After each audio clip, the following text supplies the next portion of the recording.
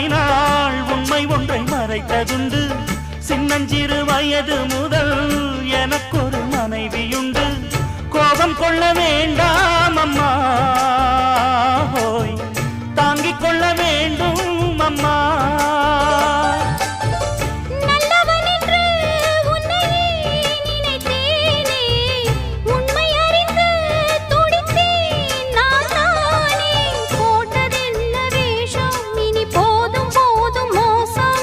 நான் சொன்ன சம்சாரம் எந்தன் சங்கீதம், இதை கண்டு கொள்ள முடியாமல் ஆர்ப்பாட்டமா? தண்ணீரிலே முகம் பார்க்கும் ஆகாயமே, நல்ல பன்னீரிலே நீராடும் பூந்தோட்டமே. இன்னார்க்கு இன்னார்தான் சாமி சொன்னதம்மா, கல்யாணம் வைபோகம்